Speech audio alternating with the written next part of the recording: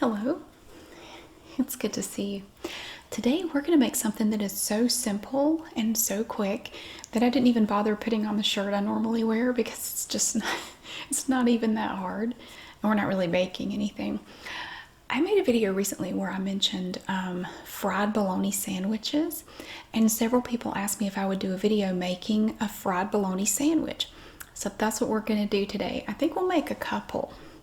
It's really simple, and like I always say, if you have not tried it, don't knock it. Don't knock it till you try it. It may not be so bad. You know, I thought when I first heard of that pineapple and cheese casserole, I thought it sounded terrible, and honestly, I would not have tried it if the person who made it had not been standing there insisting that I try it. I would have never tried it. It's actually really good. I know it sounds kind of yucky, but it's actually not bad. So even if you don't like bologna, you know, it's worth a shot because I find that fried bologna tastes different. It's better. I think it's better than just regular bologna. And I figured on this day it would be perfect. You know, all the weather forecasts were calling for snow. It's going to snow. Oh my gosh, it's going to shut everything down. Everybody prepare to be stuck at home. Well, here's what I have today. Let's look at all that beautiful snow. Isn't it amazing? Wow. You can't see it, but there's about one micrometer of sleet in there. It's mostly snow. Look, isn't it beautiful? It's awesome. So we're going to make fried bologna sandwiches. Okay. First of all, I used to enjoy these when I was a child. Of course, I liked regular bologna sandwiches as well. That's what I took for my lunch every day for years when I was a kid, was a bologna sandwich. And now, when I was a kid, we used Valleydale bologna. But I don't know that they make Valleydale anymore. I could be wrong, but I didn't see it in the store. So I got some Oscar Mayer. This is super thick cut bologna, which I didn't even know was a thing. I had seen the thin bologna and the thick cut. They also have super thick cut. It's kind of hard to tell from this package how thick these slices of bologna are, but I figure once we take one out, we'll be able to tell. Now, this bologna has the red string on it. You have to pull that string off there. This red part right here is going to come off. This stuff is made with chicken and pork with beef added.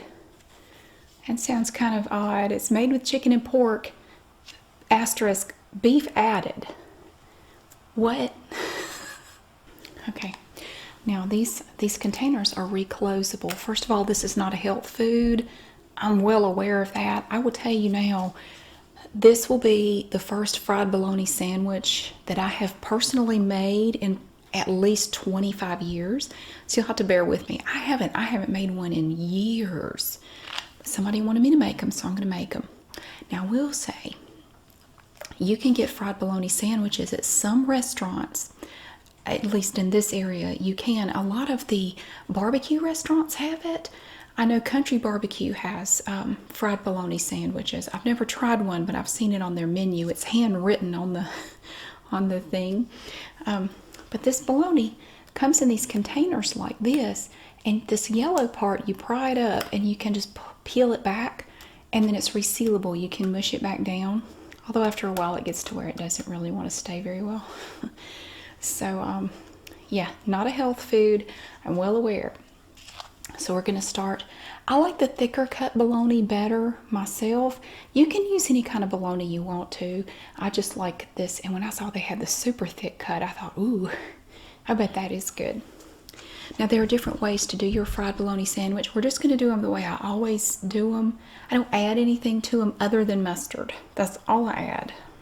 So we have our bologna. And I have some Great Value mustard because I'm super cheap, and this was 46 cents for this 20-ounce bottle of mustard from Walmart. Great Value. It tastes just like French's or whatever. So you add mustard to taste. A lot of people don't like mustard on it. Personally, I think mustard is the perfect thing for a fried bologna sandwich. Something about it is just perfect with the taste of that fried bologna. Now, different people like different types of bread for their sandwiches. I've seen people use hamburger buns, you know, Texas toast. You can use any kind of bread you want, but for me, if you're making a fried bologna sandwich, there's only one kind of bread that you use for it, and I bought this just for this video. Wonder Bread. You have to use this plain white Wonder Bread for a fried bologna sandwich. That's the only thing that works, just in my opinion. I have had it with Texas toast. It was pretty good, but to me, the Texas toast is a little bit too thick, and all you taste, there's just too much bread. I find that Wonder Bread is sliced just right, and this is the most bland, chemical-laden food, and it's perfect. It just complements the fried bologna that's going to clog your pores by bedtime.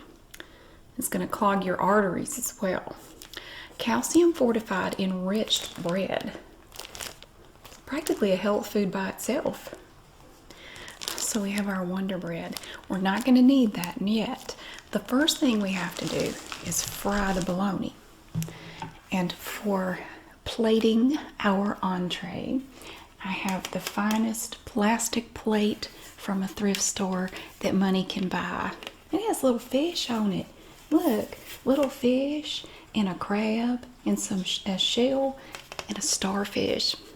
You can't put a fried bologna sandwich on a nice plate. You need just like a little terribly depressing plate like that.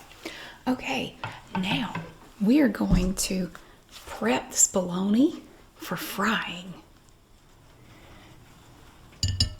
Okay, the sleet has picked up. You may hear it tick, tick, ticking outside on the windows. Yeah, that just happened in the last few minutes. I have my lovely little Dollar Tree plate here. I've washed my hands. I'm required, it's like a habit. My mother used to always ask me before I touched food, she would always ask me if I wash my hands. So if I don't say that I've washed my hands, I feel like I'm missing a step. All right, so we have our little plate here. Isn't it cute? Look at the little paisley pattern on that. I like that. I bought that about a year ago, I guess, at Dollar Tree. They had these plates. Okay. So this was disturbingly easy to open. It was like, it's fine. It's just, and see, you just press it back down. Okay. So we're going to take out, let's see how thick, oh my goodness. Boy, that is some thick bologna. Now, my mother would take a knife and stick it in there to separate it. I just pinch it with my finger. Just pinch that red piece, pull it off. Now we're going to put one piece there. We're going to cut two pieces at once. Okay. So you just grab, oops, I tore it. It doesn't matter. Pull it off and lay it right over like that. And now that we have the strings off, you have to take a knife and you're going to cut some slits in this bologna. Now you're going to want to cut this because when you fry bologna, if you don't cut it, it will curl up like a bowl. It will just curl up and look like a little meat nest, basically. So in order to keep it relatively flat, and it'll still curl up a little bit, but not as bad. To keep it from doing that, you want to just cut some little slits, and it doesn't matter. You don't have to do it perfectly. I mean, obviously you don't want to cut it all the way through. So we've just cut, I just put 4 little cuts in these 2 pieces of bologna right here. Now that will keep it from curling up. It may still, right here where you cut, it may curl up a little bit, but it won't be bad at all. Once you put it on your sandwich, you can kind of mush it down a little bit. So that is all we have to do to prep our bologna. Now it's time to fry it. Okay, now I have my burner going here. I've got my little pan. I'm thinking we can fit both of them in here at once. I've just put the stove on about medium, I guess. So now I have a fork. We're just gonna pick up one of these, and it doesn't matter. You don't have to preheat the pan or anything. You just drop it in there. And then the other one. Oh yeah, that'll work. And you can use whatever you want to turn them. You can use a spatula, or you can use a fork, or whatever. You can hear the hum of the stove. I can't really do anything about that. Okay, so over here I have another plastic plate. I have a whole set of these, and I just put a paper towel on top. Now you'll notice I did not add any oil or anything to this pan. You are not going to need it because this bologna is just naturally greasy anyway. You do not have to grease this pan at all. You don't have to add anything to this pan. And I can feel the heat. It's starting to warm up a little bit. And the bologna has a very strong smell. It's very strong. But this is the part that takes the longest. It's just waiting for it to warm up. As it heats up, it will become easier to move in the pan. It starts to release all the grease in there. Yeah, it's kind of like when you fry bacon. It's kind of the same thing. You definitely don't have to grease a pan when you're frying bacon. But yeah, that's one thing about bologna. It has a very strong smell. And it will also shrink a little bit as you fry it. I should have put a piece in here without cutting it to show you what it does, but it just curls up into itself and makes a little, like a meat nest. It's like a bird's nest made out of meat. Oh, it's starting to bubble a little bit. You can see it. It starts to shimmy like that when it when it fries. You hear it? It's sizzling now. I'll turn that heat down just a tad. I had it up just past medium. Now everybody fries theirs a little differently. It depends on how scalded you want it to get. Like in the movie Steel Magnolias, when the lady's husband said, "Oh, you got a good scald on that chicken." You want to focus on the amount of scald you get on your bologna. Let's flip this one over. Okay, now it doesn't really look any different. It looks wet. It kind of looks like a sand dollar. It's like a meat sand dollar. It's like it's trying to join back together. Either that or I didn't cut it enough. It looks like a little meat sand dollar. And you just kind of shimmy them around in the plate or in the pan. You don't want them to stick to the pan. They probably won't. You just move them around. Look at that. We're greasing the pan. That's just grease coming out of these bologna pieces. Yeah, definitely not a health food. I'm well aware. But it's good. Tastes good. Okay, it's starting to brown a little bit. Boy, that smell brings back memories. I haven't had a fried bologna sandwich in ages. So, after several people asked for it, I said, that doesn't sound like a bad idea. I could go for that. Something different. Look at it.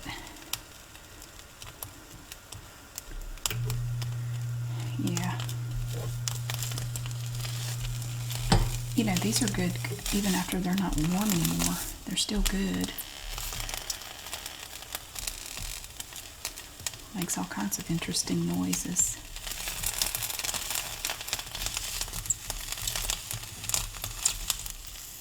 Makes a squeaky sound. Yeah, Valleydale.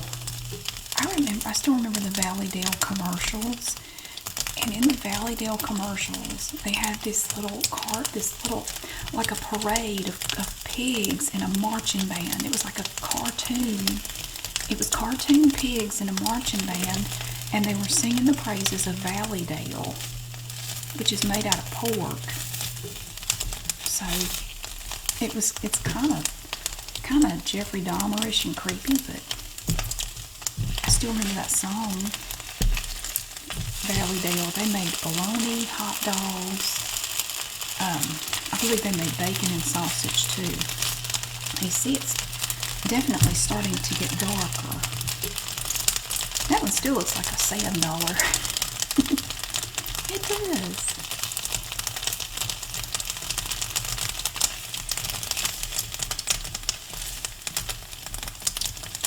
It starts to smell a little different too when you fry it. It starts to smell kind of charred. We don't add anything else to this. I mean, I don't know what else you could add to it. I only ever put mustard on it. I mean, you could add lettuce to it if you feel guilty or something. I don't feel guilty at all. I think they're really lovely. They don't need anything else except mustard. But you can really start to see how it is shrinking. Like you see how, here's where we cut it and it doesn't join together anymore.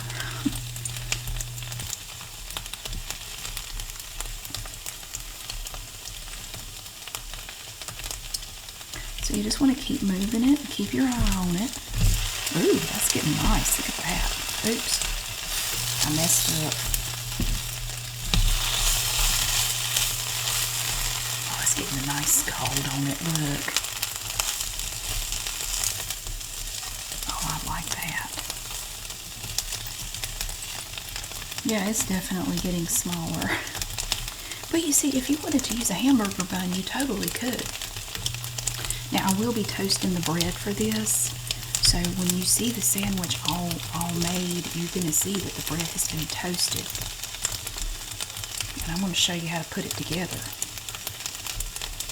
Well, I'm going to show you how I put it together. There's no wrong way to do this. Whatever way works for you, that's the right way to do it.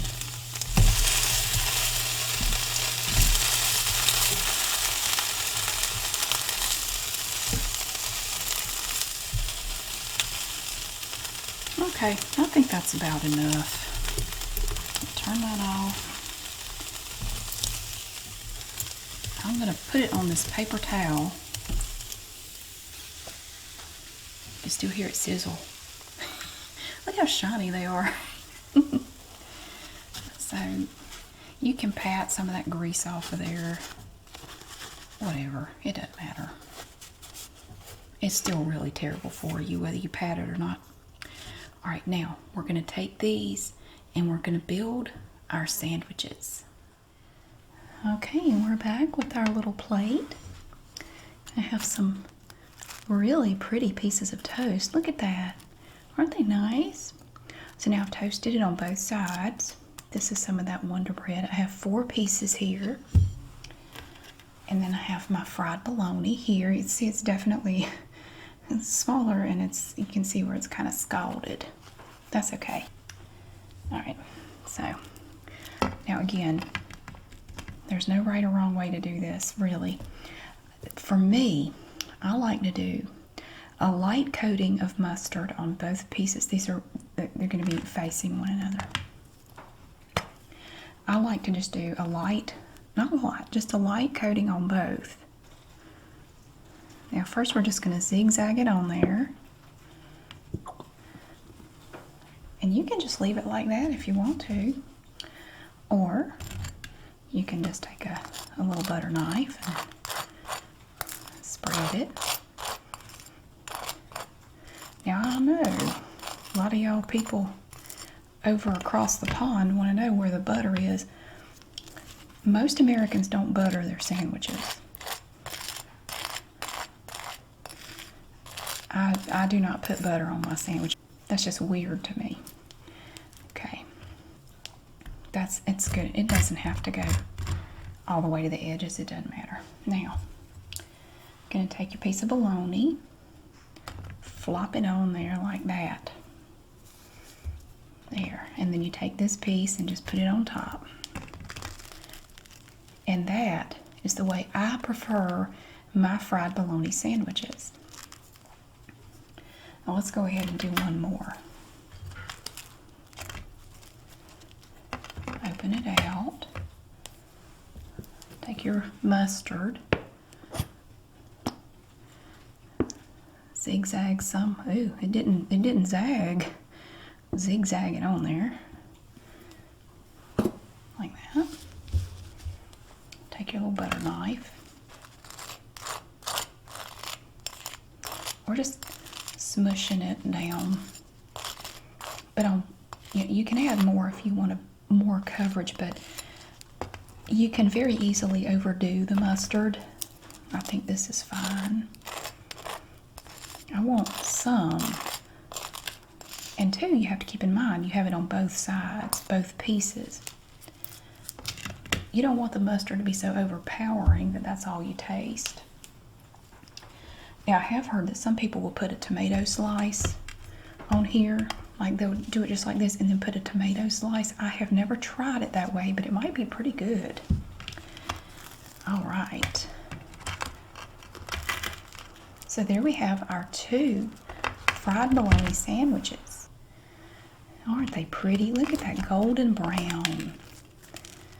And so it's not a big sandwich, obviously. A lot of times I like to have this with a little bit of soup or something. This wouldn't be a meal all by itself, but you pair it with a bowl of hot soup and it's really good. We have 2 fried bologna sandwiches. How about we try one? Now see, wasn't that easy? Look what we have. And it was so simple. It's a really quick thing to do. And if you don't mind the smell of bologna, it's pretty great. It is kind of a strong smell. But after you fry it, it smells different. I mean, it still smells like bologna, but fried bologna, I think, smells pretty good. So, we have one here. And it's gonna, now they drop crumbs everywhere because the bread is toasted. I mean, you can eat a fried bologna without toasting the bread, but personally, I think it's just better. That crunch is just really nice with the fried bologna and the mustard. Ooh.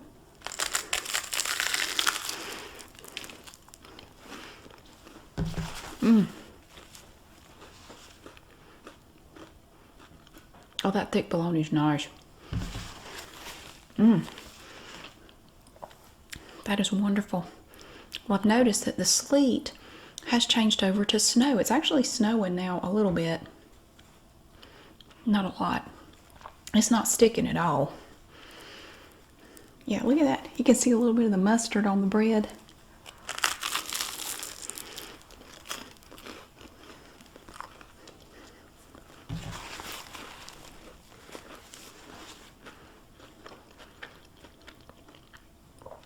I could have used a little bit more mustard.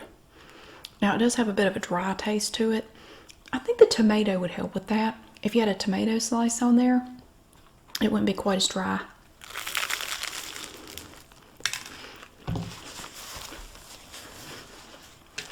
It's noisy.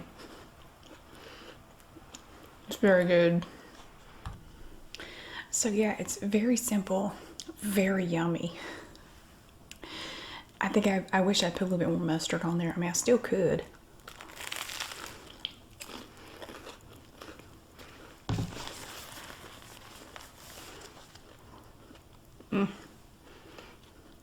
I can just taste that fried bologna. It's fantastic. So, this may be, I don't want to jinx it, but this may be the last video where you see these countertops. I'm going to get new countertops. These are just laminate. They're just like plain white laminate. They were here when I bought the house. And they're starting to get cracked. It has cracks in several places, like around the sink. And it's kind of warped in a few places. So I'm going to have all that taken out. I'm going to have all new countertops put in. So I went and looked at some slabs, some samples today to see what I want to get. I think I've about got it figured out, so I don't know when it's going to happen, but hopefully sometime in the next month or so. I really hope. I'm excited about it. So that's exciting. That's one thing that's going on, and I've looked at a lot of different samples of things. I've looked at granite, I've looked at quartz. I think I know what I want, so we'll see how that goes.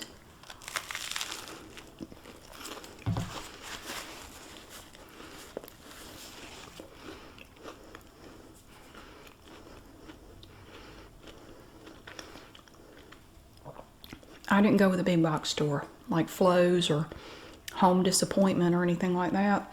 I found a local company to do it.